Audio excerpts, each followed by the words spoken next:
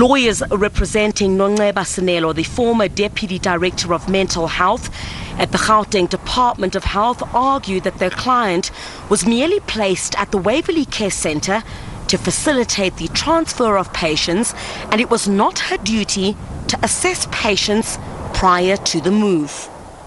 It is my client's evidence that she was simply there to facilitate and to look at the physical appearance of the patient when the mental health care user was being transferred. Is that correct?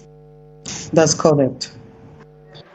Sinelo's lawyers also told the court that on the day of the move, patients were in need of clothing and only had the clothes on their backs. It is my client's evidence that at the time of discharge, they had to go to the laundry and look for shoes and clothing items for some of the mental health care users. And you were there with them and you were aware that they were looking for clothing items for some of the mental health care users. It's not true. So all the mental health care users had clothing at the time, their own clothing. They were not in need of clothing at the time of discharge. Mental health care users were transferred with clothes. We had mental health care users who had their own clothing. Because of their level of functioning, they were able to take care of their own clothes. We had mental care users who were unable to take care of their clothes. They were given clothes, those, especially those that were going to an NGO, they were given clothes, and they were also given the clothes that were donated by the families.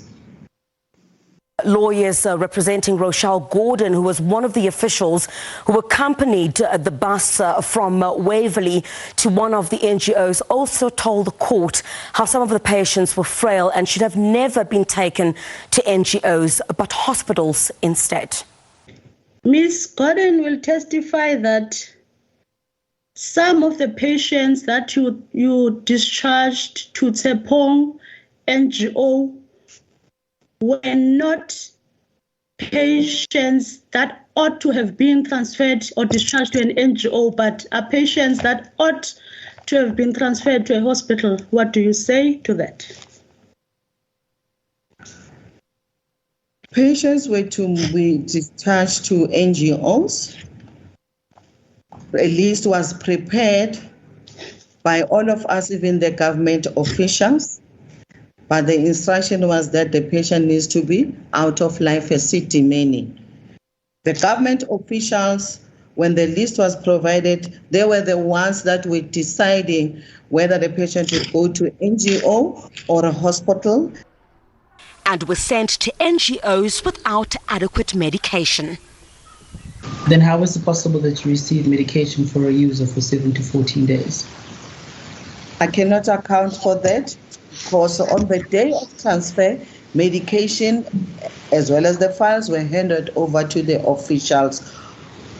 Re-examination will begin tomorrow.